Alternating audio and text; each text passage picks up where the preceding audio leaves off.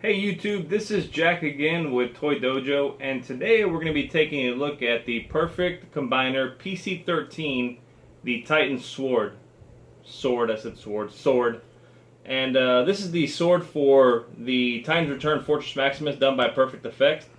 If we look at the box over here, you can see the sword in the front, you can see where it's Perfect Combiner. It says it on the side, it says on the other side, and on the bottom it's got a lot of stuff that I just can't read right there. Looking at the back, it does not come with instructions inside the box because the instructions are on the back of the box. And there are not a whole lot of instructions. It basically tells you what mode 1 is, which is the sword combined, and mode 2, the smaller sword for Cerebros when he's in his robot mode.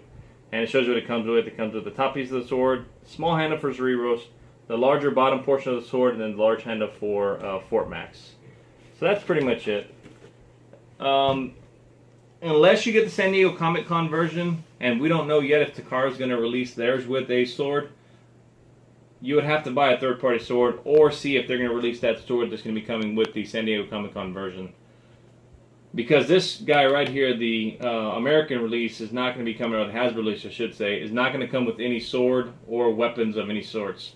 So, which is why we have this option here. And just to look at the sword, it's a large sword. You can see it's up here on Fort Max, right up to where the button is that makes the noise on his chest.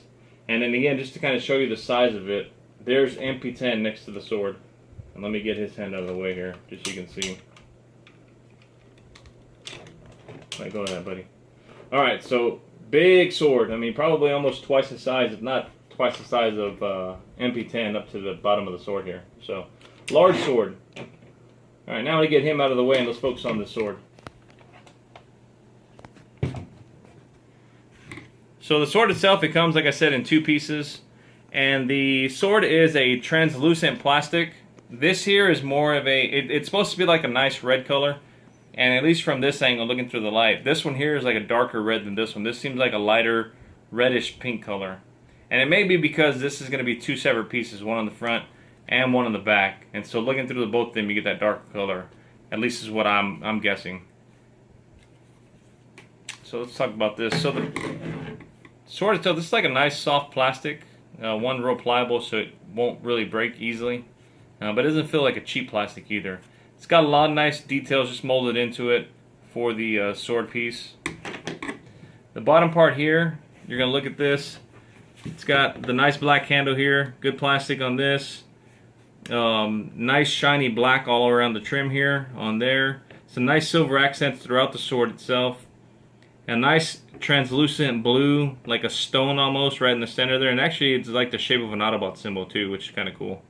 And then some nice red detailing inside here. Now this here is die cast, this whole piece here and this one here. And I believe that's the only part that's die cast on this figure, or this sword. I thought these four here and these four here were.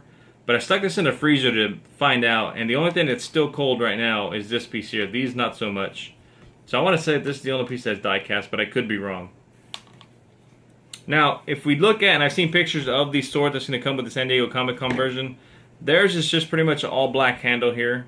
But the plastic itself here isn't translucent. It's a straight up just dark plastic, dark red plastic on there. So take your pick on whatever you like. I kind of like this translucent one. It looks really neat. And then you get some more paint apps here as well. Again, that one probably looks more like the G1 toy sword, the one that's coming with the San Diego Comic-Con version. So again, your preference on what you want. This sword here is going to retail for $34.99, I believe. So it seems kind of pricey for that, but considering what if you're going to pay for the San Diego Comic-Con Fort Max, you might as well just get this sword itself. So again, it breaks up into, you get four pieces here. You get the large handle for the sword combined, and you get the small handle here for Cerebros' sword. So we're going to put this one together. You just take that, plug it right in there, and you got the sword. Now, I personally think that that sword is way too big for Cerebros when he's in his little robot mode. The San Diego Comic-Con one actually breaks him in three pieces. It breaks up here, and these two pull apart. On this sword, you don't get that. That's one piece. You're not going to get that broken off into another piece. So that may be one, I guess, negative thing I would say about this sword here is it doesn't break up into that smaller piece. So I'll show you what I mean when I get him into robot mode.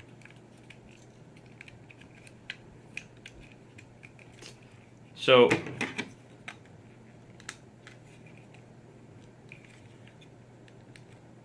Here he is, and look at that sword there. That's ridiculous. I mean, that sword is probably almost twice the size of him. Let me see.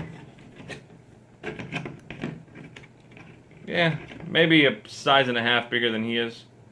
But that's a large sword. I mean, it's way too big. He can hold it, but if you let go of it, well, actually right there he didn't. I was going to say that ball joint wasn't strong enough, but it actually proved me wrong. Let's see. No, that ball joint comes at the elbow joint. It's just not strong enough to hold it. Unless you kind of tilt it up, then you can. But again, I think that sword is just too big. Realistically, this guy's not using this sword in battle. So, he can hold it though, just like that. But I think it would have been better if they would have had this separate to make it into an extra piece. So, there's that portion of it for him. Taking this piece off. Take these two pieces, just put them together right up here on the top. And you take this. Now this one's a little bit more of a pain. Now it's meant to be, and I'm guessing so that way it stays together better. You can see that these two pieces here kind of fold in on each other. It's just molded that way. It's not like folding, but it's real tight. So we can get it on there and it won't slip off easily. So the way I found it easy to do is get one piece like the back piece here, kind of stick it on there, and then just kind of pry it on like that, and then you'll get it on. If you try and just take it and just push it on like this, you're not going to get it. You got to always get one piece in first. So do that, and do that. And then now you got the sword. Now, another complaint I have about the sword is that, and then again, I'm not sure with the San Diego Comic-Con one how it's going to work, but this handle doesn't rotate at all, so you don't get any kind of rotation.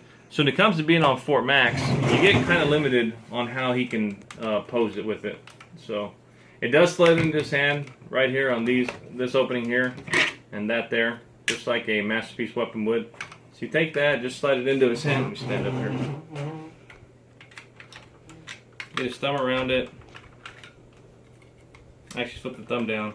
Stick that around it, and then just stick that right inside his hand like so. And wrap his fingers around it. So he will hold the sword just fine. But again, you're limited. So if you wanted to kind of tilt the sword forward, you really can't because it's not going to spin on the actual handle itself. So you can tilt Fort Max's hand in. Well, I had to tilt it in earlier. Let's see. Well, down like that. So you can kind of tilt it in like that, just using the hand joint here on Fort Max, if you want to have that sword kind of sticking forward. But up like this, you really can't get it to spin unless you put his hand in like that. But it would have been nice if they would have allowed you to spin it so you can have the sword facing forward like that. But you really can't. So again, a little bit of something they could have added, I think, to the sword. But the sword itself, again, is a nice piece. From Perfect Effects. Now this is my first piece that I've ever owned from them. I haven't gotten anything else from Perfect Effects except for this sword. So I don't really know what their quality is like on the other stuff, but this one is actually a pretty good size, pretty good quality figure. So I'm going to go ahead and put a link in the description below where you can order this sword. And if you liked the video, please comment, subscribe, and let us know what you think. Thanks a lot. Goodbye.